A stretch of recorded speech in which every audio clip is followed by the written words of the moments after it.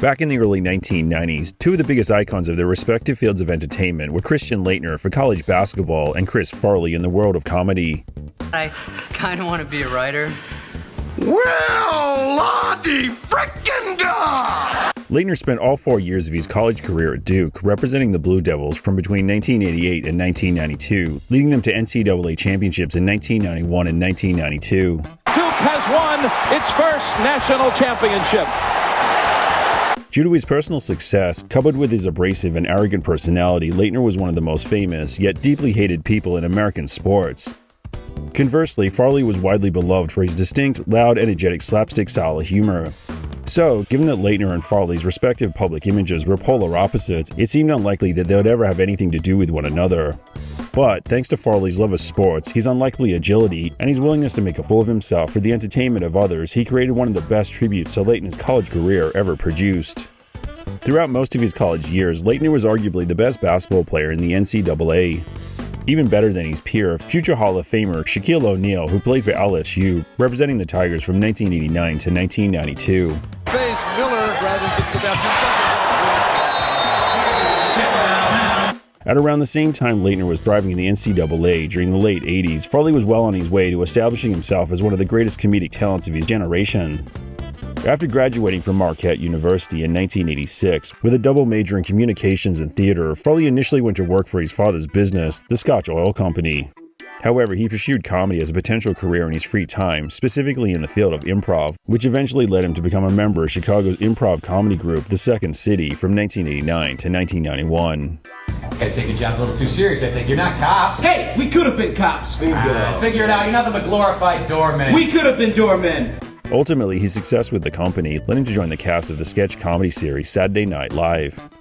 All up, he appeared in 96 episodes of the show from September 1990 to February 1996. Both during and after his time on SNL, Farley pursued a film career, first in small supporting roles, beginning with his appearance in the 1992 film Wayne's World, based on SNL characters. And he's going to come back through Chicago on his way to Detroit.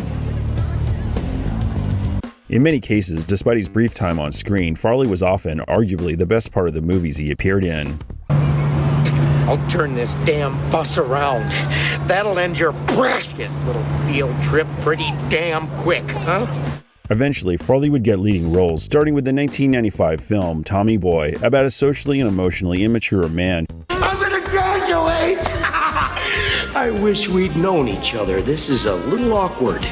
Unfortunately, throughout his life, Farley struggled with addiction, leading to issues with obesity, alcoholism, and substance abuse, which, tragically, resulted in his untimely death in December 1997, at the age of just 33.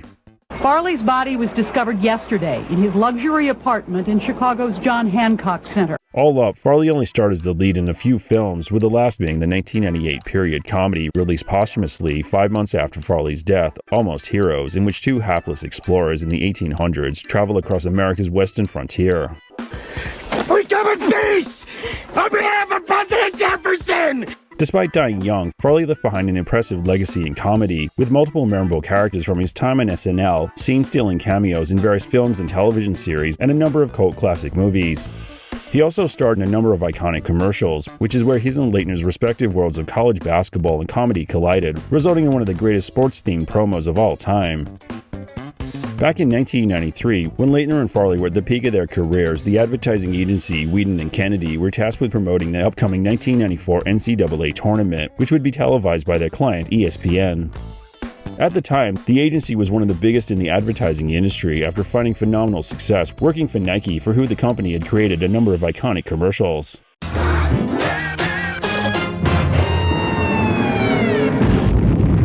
Who could that be? It's Charles Barkley with today's word. Today's word is find. Tell the boys and girls how you get fined, Charles. You can get fined for a lot of things, like yelling, arguing, and bad-mouthing an official, but most of all for fighting.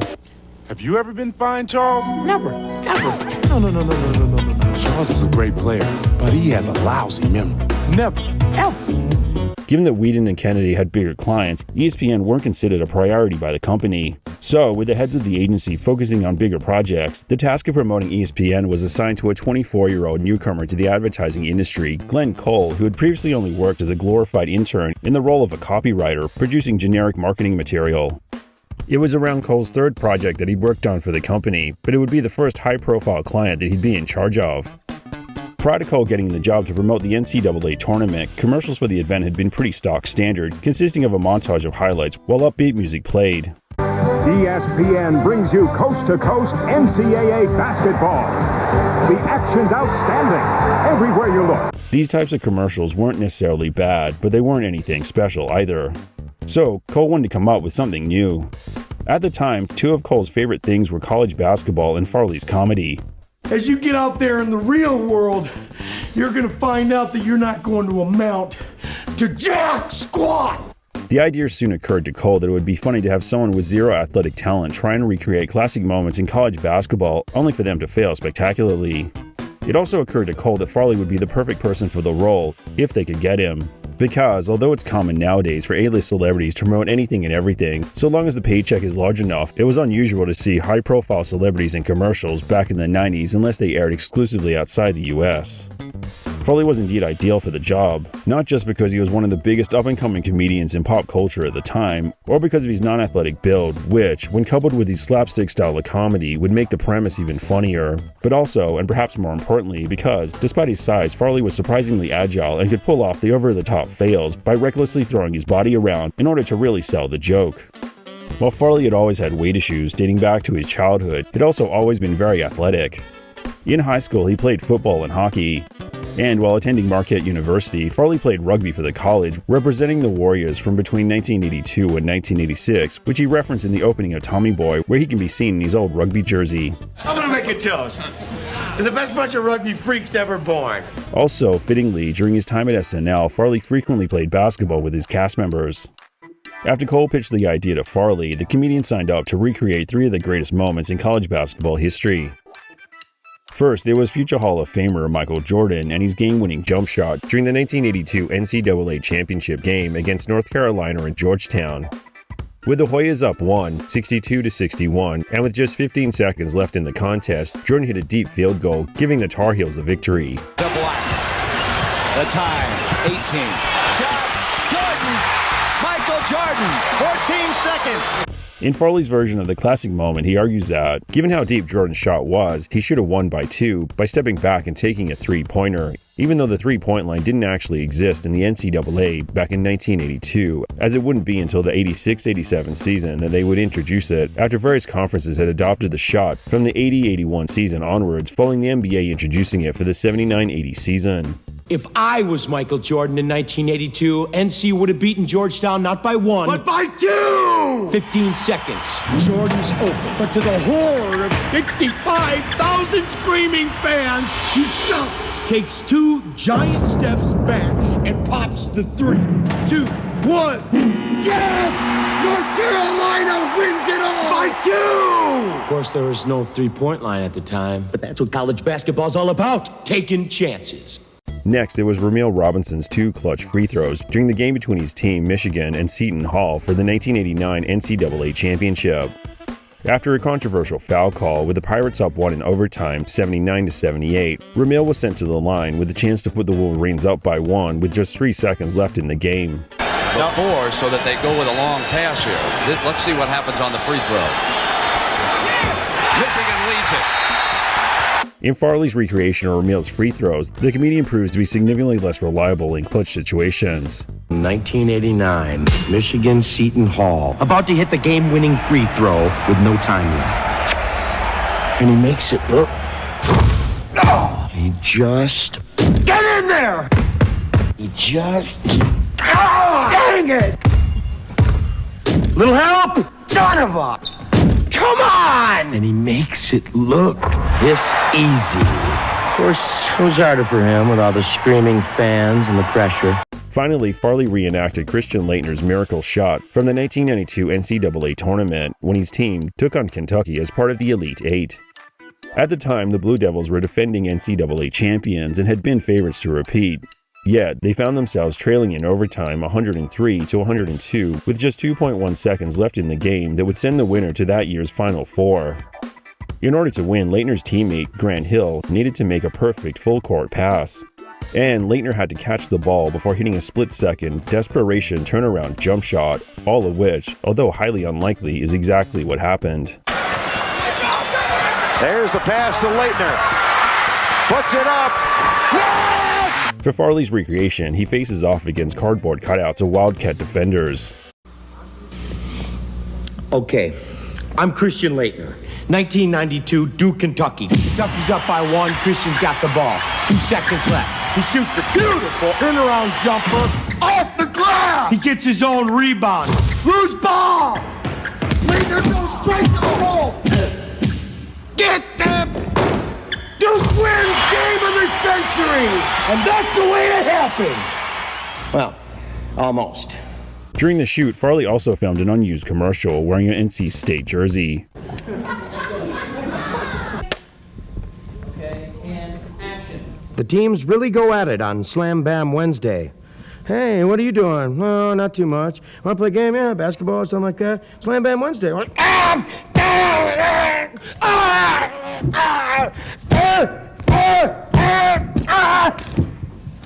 Slam Bam Wednesday. Watch it. While this spot was never used, Farley also recorded a sequence that was actually broadcast while still wearing the Wolfpack jersey under a smoking jacket as part of a promotion for the 1994 NCAA National Invitation Tournament, an event which features college teams that were good, but not quite good enough to get into the March Madness tournament that's also held during the month. I was just talking to Liz and Michael, and they say they're gonna watch. Yeah, it's gonna be big. Everyone's gonna be there. You should come too. The commercials were released during the 93-94 NCAA season and understandably received high rotation leading up to and during 1994 March Madness. As Cole had anticipated, all the commercials were well received, but by far Leitner's received the most attention, which almost certainly had a lot to do with the fact that a large portion of basketball fans still loved to hate him. Additionally, Leitner's former team were still a powerhouse, as they were now led by future Hall of Famer Hill. Watch this slam. I mean, he explodes from the foul line, Brent. Look at this. I mean, he just glides and hangs. Good night. Ultimately, yet again, for the 1994 March Madness tournament, Duke would make it to the championship game, where they'd match up against Arkansas. Though, this time, instead of securing the title, the Blue Devils would lose to the Razorbacks 76-72. Arkansas is in hog heaven. They've won the first ever national championship. As for how the subjects of Farley's commercials reacted to the adverts, it appears as though, to date, only Leitner has spoken about it. Farley did meet Jordan, but it was actually before he made the commercials for ESPN. Jordan was one of the celebrity guests for SNL in late September 1991, just a few months after the Bulls had won that year's finals 4-1 against the Lakers. Given how much fun the Hall of Famer seemed to have on the show, it's safe to assume that he would have been a fan of Farley's commercial. When was the decision made to throw the first game to the Lakers? It doesn't appear as though Farley and Ramil ever met, which is probably for the best. Following Ramil's college career representing the University of Michigan between 1987 and 1990, he was selected with the 10th pick of the 1990 draft by the Hawks. All up, his professional basketball career would span from between 1990 and 2002. But only a few of those years would actually be spent in the NBA, as he had failed to replicate his success in the NCAA, leading him to bounce around both the NBA and a series of other domestic and international leagues. Years after his basketball career, in September 2010, Ramil was convicted on 11 counts of bank bribery, wire fraud, conspiracy to commit bank fraud, and making false statements to a financial institution, for which he received 6.5 years in prison. During Ramil's crime spree, he also sold his adoptive mother's house right out from under her, which was located on the street named Ramil Robinson Way, after his adoptive mother had convinced Ramil's home city of Cambridge, Massachusetts, to change the street's original name in honor of Ramil following his success in the NCAA. A few years after the commercials were released, and shortly before Farley would pass away, he and Leitner would meet by chance when they happened to be on the same flight. They were both traveling in first class. Farley was already seated when Leitner entered the plane. When they spotted each other, Farley got up out of his seat and the two hugged. Leitner told him that he loved the commercial. As of November 2025, it's unclear what happened to Farley's Jordan, Ramil, or Wolfpack jerseys. But there is some information about the Leitner one. In February 2023, Farley's brother John gave the jersey to an acquaintance, Chris King, who appears to have put it up for sale soon after with Julian's Auctions. Ultimately, the jersey, which came with a letter of authenticity from John, received just 15 bids and sold for just $1,920. Presumably, the other 3 jerseys are either in the possession of Farley's estate or were given away to close family friends following the comedian's untimely death. All 4 of them that Farley wore for the various ESPN commercials have inherent monetary and sentimental value, given their place in college basketball history. But the Leitner jersey is definitely the one with the most worth due to its iconic nature. It's genuinely shocking how relatively little it sold for at auction. If ever it goes up again for auction in the future, and the sale is more publicized than the previous one, it's almost certain that it will sell for significantly more than it did back in 2023, given that it not only pays respect to Leitner's legitimately great achievements at the college level, but it also serves as a perfect celebration of Farley's tragically short yet incredible life, and his undeniable passion for sport and talent for comedy. And that's the way it happened!